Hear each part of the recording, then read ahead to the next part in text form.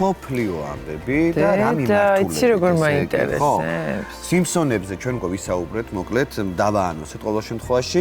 ნინი ტავილიძე შემოგვიერთდა ჩვენი ჟურნალისტი და სიმსონები ყველამ ვიცით, რომ რაღაცა შეიძლება წავიკითხოთ სიმსონებისგან, არის ეს?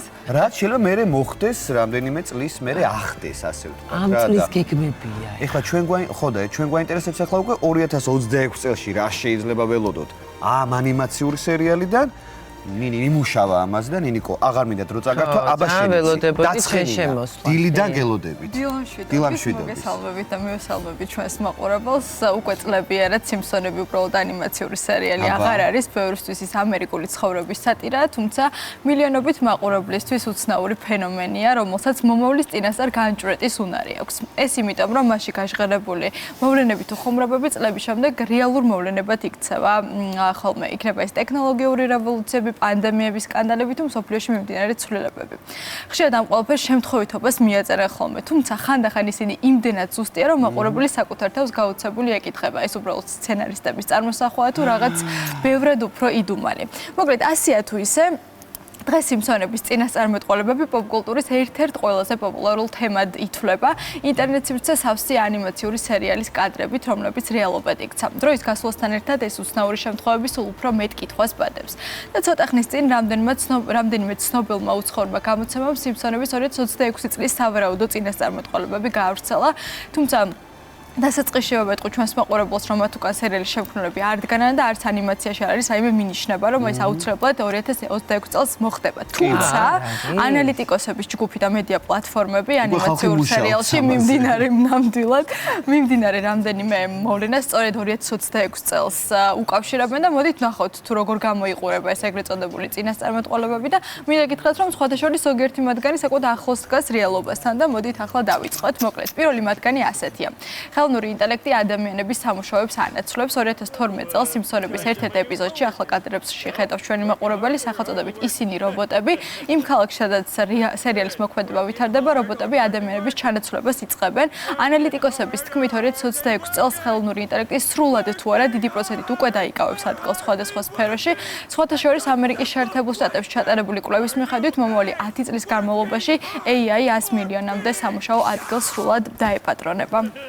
მოკლედ შესაბამისი მოვლენების გათვალისწინებითაც არის გაკეთებული ეს პროგნოზები. გადავიდეთ მეორე წინასწარმეტყველებაზე, უცხოური გამოცემების ცნობით სიმსონების 1994 წლის ეპიზოდი სახელწოდებით ღრმა კოსმოსური ჰომერი რეალობად სწორედ მიმდინარე წელს იქცევა, რაც იმას ნიშნავს, რომ 2026-ში კოსმოსში მოგზაურობა ფართო საზოგადოებისთვისაც იქნება ხელმისაწვდომი. აღნიშნულ ეპიზოდში უთხრა ჩვენს მაყურებელს რა ხდება, რომ NASA-ს ასტრონავტებთან ერთად კოსმოსში გასამგზავრებლად ჰომერ სიმპსონს ირჩევენ და აღსანიშნავია, რომ ზოგადად ბოლო პერიოდში კოსმოსური ტურიზმის განვითარების საუბარი საკმაოდ ბევრმა კომპანიამ დაიწყო და სხვა შორის ამის ერთ-ერთი მაგალითი არის გასულ წელს, როდესაც კოსმოსში 6 ქალისგან შემდგარი ჯგუფი გაფრინდა, ეს იყო 11 წუთიანი ფრენა და მათ შორის იყვნენ ცნობილი სახეები, როგორებიც კეტი პერი, ლორენ სანჩესი და ტელეწამყვანი გეილ კინგი არიან. როგორც კომპანიები ანონსებენ, მოკლედ უახლოეს მომავალში ამ გამოცდილების მიღება ყველა მსურველს შეეძლება, რა თქმა უნდა, შესაბამისი თანხის გადახდის სანაცვლოდ, ანუ რომ მოგვინდეს, რომ წავიდეთ და 11 წუთი ვიმოგზავროთ კოსმოსში, ეს უახლოეს მომავალში იქნება სრულიად შესაძლებელი, ასე ვთქვათ, უბრალოდ იქნება, რა თქმა უნდა, თანხა გადასახდელი.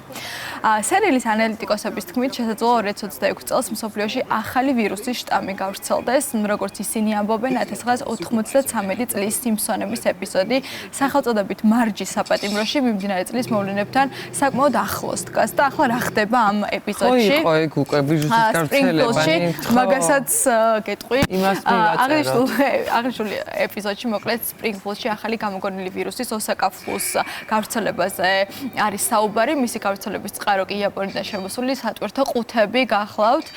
ვირუსი მაღალი ტემპერატურით ხასიათდება, ქალაქში მასობრივი პანიკაა შექმნილი, ყველა ავად ხდება, ხალხი დამნაშავის ძებნას იწყებს, რათა ვირუსის გავრცელება დააბრალონ. როგორც უცხოური მედია წერს, ბოლო დროს ამერიკაში გრიპის ვირუსისგან გამოწვეული ჰოსპიტალიზაციის შემთხვევები არის საგრძნობლად მომატებული და სწორედ ეს გახდა მიზეზი, რატომაც სერიალში განვითარებული მოვლენები დღევანდელობას დაუკავშირეს და სხვა შორის, როგორც უკვე აღნიშნა თიკამ, ეს ეპიზოდი პირველად აქტუალური გახდა COVID პანდემიის დროს, იმიტომ რომ ბუნებრივია ის აღწერა, რაც ხდებოდა COVID პანდემიის პერიოდში. სხვა შორის იყო რამდენიმე დამონტაჟებული და ყალბი ნაყოფი კადრები, რომელშიც თითქოს სერიალის გმირები უშუალოდ COVID ვირუსს ასახელებდნენ სერიალის მიმდინარეობისას, თუმცა ეს სიმართლეს არ შეესაბამებოდა, იმიტომ რომ საუბარი იყო ესე გამოგონილ ვირუსზე სახელწოდებით ოსაკა ფლუ. გამოცემა Mirror-ის მიერ გავრცელებული კიდევ ერთი პროგნოზის მიხედვით ანიმაციური სერიალის 1997 წლის ეპიზოდის სახელწოდებით Springfield-ის ფაილები რეალობად ასევე იქცევა 2026 წელს და მეცნიერები უცხო პლანეტელების აღმოჩენას საბოლოოდ შეძლებენ და მოკლედ Springfield-ის ფაილებში FBI-ის აგენტი ჰომერის განცხადებას იძიებს, რომელიც ამტკიცებს, რომ მოკლედ უცხო პლანეტელი დაინახა და როგორც ანალიტიკოსები ამბობენ, უცხო პლანეტელების აღმოჩენა შორეული მომავალი შესაძლოა სულაც არ იყოს და მათ ამ დასკვნას ამყარებს ამერიკის ბრიტანელი და ამერიკელი მკვლევართა ჯგუფის განცხადება, რომელიც ცოტა ხნის წინ გაავრცელეს, მათი თქმით, ჯეიმს ვების კოსმოსური ტელესკოპის მეშვეობით ეგზოპლანეტაზე ისეთ ქიმიურ ნაერთებს მიაგნეს, რომლებიც მხოლოდ და მხოლოდ მაშინ ჩდება იქ, თუ არსებობს სიცოცხლე. უცხოურ მედიაში გავრცელებულ სიმფსონების 2026 წლის წინასწარმეტყველებებში საუბარია ასევე მესამე მსოფლიო ომზე, ჭკვიანი ტექნოლოგიებით აღჭურვილ სახლებზე, ეკოლოგიურ კატასტროფებზე, საკვების კრიზისზე და 3D ტექნოლოგიით დაბეჭდილ საკვებზე, რომელიც ბოლო პერიოდში ასევე არის აქტუალური. ეს არის ის ძირითადი წინასწარმეტყველებები, რომლებიც 2026 წლისთვის გავრცელეს, იმედია ბევრი მათგანი არ ახდება, რაც ისეთი არის, თქო, არასასიამოვნო, თუმცა აქვე რამდენიმე შემთხვევაც გავიხსენოთ, როდესაც უშუალოდ ასე ვთქვათ სიმფსონებში ასახული მოვლენები რეალობად წლების შემდეგ იქცა და დამეთანხმებით ალბათ რომ ერთ-ერთი და ყველაზე ცნობილი არის ტრამპის პრეზიდენტობა ეპიზოდში რომელიც Fox-ის ეთერში 2000 წლის 19 მარტს გავიდა ბარტ სიმფსონი საკუთარ მომავალს ხედავს გაზრდილი ბარტი აღმოაჩენს რომ მოკლედ მისი და ლიზა სიმფსონი ამერიკის პირველი ქალი პრეზიდენტი ხდება ლიზა თანამშრომლებს ასეთი სიტყვებით მიმართავს როგორც იცით პრეზიდენტ ტრამპისგან მემკვიდრეობით ჩვენ საკმაოდ მწირი ბიუჯეტი დაგვჭირდა ეს ხდებოდა 2000 წლის ეპიზოდში მოკლედ სცენარისტი დანი გრინი რომელმაც ეს ეპიზოდი შექმნა გამოცემა ჰოლივუდ რეპორტერთან ინტერვიუში ამბობს რომ მისთვის ამერიკის ასეთი მომავალი ლოგიკური და მოსალოდნელი იყო და ამიტომ ასე ვთქვათ შინაარშიც ასახა ეს ყველაფერი და ნამდვილად 2016 წელს უკვე ფაქტობრივად საკმაოდ 16 წლის შემდეგ ამერიკის პრეზიდენტი ნამდვილად გახდა დონალდ ტრამპი თუმცა მას შემდეგ ვერ გახდა ქალი პრეზიდენტი ქალი პრეზიდენტი რა ეს ასე ვთქვათ ასევე მინდა გითხრათ ხოლმე რომ ლიზა სიმფსონს რაც ჰილარის ვარცხნილობას გავდა ეხლა ლიზას ვარცხნილობა. აი ლიზა სიმფსონს რაც აციოს ხოლმე შორის კამალა ჰარის ეცვა, როდესაც გახდა პირველი ვიცე-პრეზიდენტი ზუსტად აი ასეთი ფერები და ასეთი შარვალ კოსტიუმი თუ გაიხსენებთ კარგად. სპეციალურად ჩაისწრა ნეტა. ეს სპეციალურად იმის რომ ასე მომხდარი. შეიძლება იყოს დამთხოვაც არ ვიცი ეს უკვე. არა, ეხლა საოცარი მისტიკა. ეხლა ვუყურებდი ანუ პროცესია ხო არ დასრულებულა სიმფსონების სერიალი 25 წელს დაიდო ბოლო სერიალი ბოლო ეპიზოდი ხო ამ ეტაპზე არ გრძელდება ახალი სერიები თუმცა ძალიან ბევრი დაგვრჩა 2012 წელს ხოშორის გამოსულ ეპიზოდში ლიზა გაუზგაგა მომღერალი ლედი გაგა კონცერტის სრულობისას ჰაერში კიდე ახსენებია რომ 2017 წელს აი ეს სუპერბოულზე მაყურებელს შესთავაზა სწორედ ასეთი სანახაობა ლედი გაგა მოკლედ ძალიან ბევრი არის არ გვეყოფა ალბათ საეთერო დრო რომ ყველა მიმოვიხილოთ რაც ესე ვთქვათ ახდა თუ იყო შემთხვევითობა და აქვე მინდა ვისარგებლო შემთხვევით და თვალი გადავავალოთ ზოგადად ანიმაციური სერიალის შექმნის ისტორიასაც ყველაფერი დაიწყო 1997 წელს როდესაც ტრეისი ულმანის შოუს პროდიუსერი კარიკატურისტთა და ანიმატორს მეტ გრონინგს დაუკავშირდა და შოუს ეპიზოდებს შორის გასაშვები მოკლე მეტრაჟიანი ანიმაციური სკეჩების შექმნას თხოვა გრონინგმა სიმფსონები ძალიან სწრაფად შექმნა მათი სახელები კი ოჯახის წევრების პატივსაცემად დაარქვა თურმე მაგალითად ჰომერი და მარჯი მშობლების დედას ერქვა მარგარეტი და მარჯი არის მისი შემოკლებული ფორმა, თუმცა როგორც გრონინგი ამბობს, მის ოჯახს შინაარსობრივად სიმფსონებთან საერთო არაფერი აქვს. მაყურებელს მოკლედ იმდენად მოეწონა ეს მოკლე მეტრაჟიანი სკეჩები, რომ გადაწყვეტეს, რომ უკვე შეექმნათ ასე ვთქვათ სერიალი. ნელ-ნელა დაიხვეწა სიმფსონების პერსონაჟების გარეგნობას და 1999 წლის 17 დეკემბერს ეთერში პირველი ეპიზოდის პრემიერა შედგა. ალბათ პირველი რაც გვხვდება სიმფსონების თანახმისას არის ყვითელი ფერი, ხო? რატომ არიან ყვითელი ფერის სიმფსონები? როგორც მეტ გრონინგი ამბობს, მას სურდა ეკრანზე ისეთი ფერის პერსონაჟები ყოფილიყვნენ, რომელთა შემჩევაც მოყურებელს გაუადვილდებოდა.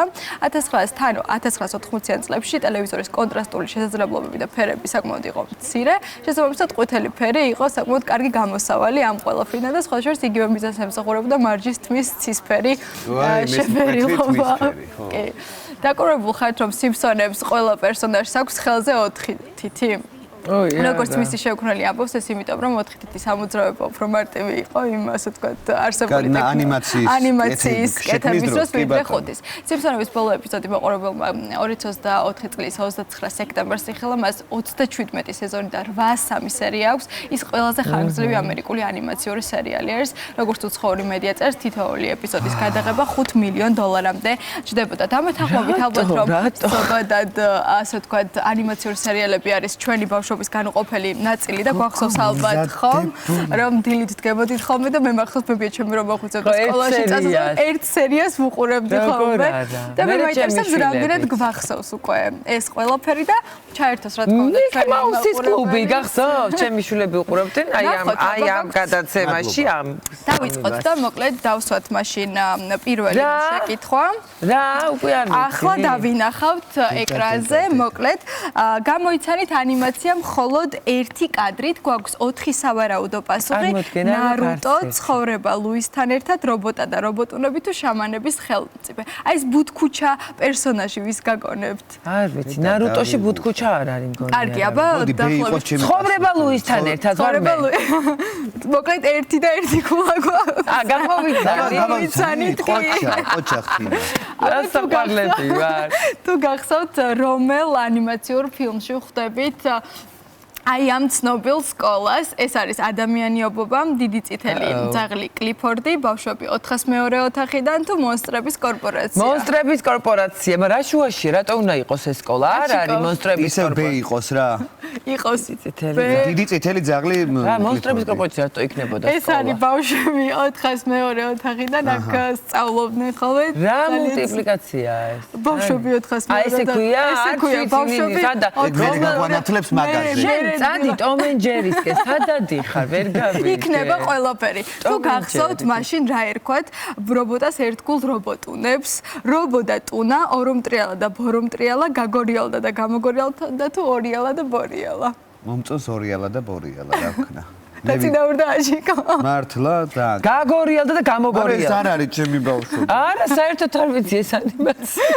მითხარი სადაა მოკლედ თუ გახსოვთ ესეც არის ბავშვები 402 ოთახიდან რისი კოლექცია ჰქონდა პოლის ასე ვთქვათ აი ამ ანიმაციურ სერიალში ეს იყო კოვზების კოლექცია ფერადიჭი ცოტა ლოგიკით ასევიდან სუვენირების კოლექცია ჰქონდა აბა ცოტა უცნაური პერსონაჟი იყო და მე მაინც გონია რომ ფერადიჭიქების კარგი ამ დროს კოვზების ქონია კოვზების ქონდა რა უკანსო რა გვაცალე წამს ვნახოთ მეხუთე შეკითხვაც აი ეს ღამურა თუ გახსოვთ რა ერქვა რომელმაც საზოგადოებას თავი მალევე შეაყვარა ეს იყო ანიმაციური ფილმი თოვლის ბაბუა აგლუგა გლეგლა აგლაგლა ესე ერქვა მართლა აი ხედავს მე და ჩემი მე გლუგლუ კარგი ახლა გადავიდეთ დისნეიზე და ეს აუცილებლად უნდა გამოვიდეთ ყოველთვის მარტივი შეკითხვები არ გვეკნება რომელ ანიმაციაში ხვდებით ამ ბოროტ პერსონაჟს რა თქმა უნდა უსულა ჩემი სიცოცხლე არა მძინ არა პატარა ქალთევს ამაში ორი არის სხვადასხვა რეალური პროტოტიპიც ყავს უსულას პერსონაჟს მინდა გითხრათ რომელიც აი ანალოგიური არის ზუსტად კაი რა კარგით, აბა გამოვიცნოთ ანიმაცია მხოლოდ ერთი კადრით. ეს არის ესეც დისნეი, აბა კარგად დავაკვირდეთ, ეს არის ბიბლიოთეკა, რომელ ანიმაციურ ჩანს კარგად, ცოტა ბნელად ჩანს. მოკლედ აი ამ მინიშნებას გავაკეთებ, მოკლედ რომ აი ამ თავად პერსონაჟს ძალიან უყვარდა მუდმივად წიგნების კითხვა. თქვენი აზრით ეს იყო კონკია, მძინარე მზე თუ ნახავი, მოანა თუ ურჩხული და მზე თუ ნახავი? ურჩხული და ეს იყო პრინცესა ბელის. კი ბატონო. გადავიდეთ ასევე ბაგძელებ დისნეიში. არის ეშინია პიტერ პენს. გაზრდის, სიყვარულის, პეპლების თუ ბოროტი ადამიანების. გონი პეპლების. პიტერ პენს. არა, პეპლების არა. არ ვიცი, ხე ისე იყურება, რომ თითქოს პიტერ პენი კი. იქ აი პეპელა, ნახე პეპელა მოფრინდა მასთან. ნახოთ, ხო ეს არის გაზრდის ეშინია მუდმივად და სულმას არჩევია. კი, თავის მეგობრებიც იღე. კარგი, დავსვათ მე-9 შეკითხვაც, რომელ ანიმაციურ ფილმში ხვდებით ამ ფრაზას, ეს უნდა იცოდეთ. ხრუხუნა დავარქვი, რომ ჭამ ხრუხუნებს. ეს არის ნემოს ძიებაში, ნადირობის სეზონი, შრეკი. შრეკი იყოს რა მოდი რა. ყველა კვარნა ხო შრეკი გვინდა და ჩვენ და თქვენ ეს არის ნადირობის სეზონი. ეთერიც მე ეს არ ვიცი ეს ნადირობის სეზონი ძალიან კარგი ანიმაცია, მაგრამ ჩვენთვის ახლა ნამეტანი აქეთ არის რა მაინც რა. კარგით, მოკლედ ეს ბოლო უნდა გამოიცნოთ. დაასრულეთ ფრაზა, რისი გეშინია ლუი, ჩვეულებრივი ძაღლია. არაფერს დაგიშავებს, მხოლოდ ყება შეუძლია. ადამიანი ხომ არ არის უმიზესად გეცეს, თუ არ გინდა არ მოგეკარება. რებს გვეუბნები ნინი. რისი გეშინია ლუი? ამას ეუბნება ენდი ენდერსონი თავის შვილს. ჩვეულებრივი არაფერს დაგიშავებსო? მხოლოდ ყება შეუძლია, ადამიანი ხომ არ არის უმიზესად გეცეს. არა, თუ არ გინდა ადამიანი ხომ არ არის უმიზეზოდ გეცეს, ეს იქნება სწორი პასუხი. მოკლედ ასეთი იყო. ნაწილი არ ყოფილა ჩვენი ანიმაცია ეს ტვინის გასავარჯიშებელი არის. ინტუიცია ლოგიკის გაკვეთილი ქონდა, ეხლა მე და შენ, ინტუიცია ლოგიკა. სად ქონდა? ჩვენ ქონდა ძალიან უშუქო ბავშვობა. არანაირი მულტიპლიკაცია არ იყო. ბაბილინა, ისა რა ქვია, ჩხიკვთა ქორწილი მაკეთ წამოდი შემდეგზე რა. არ არის ეს სხვა არის. და ეხლა ამ ანიმეც ადინე. მოდი ჩვენ გავუკეთოთ ტესტი რა. შემდეგზე ჩვენ მოგიწევს რა.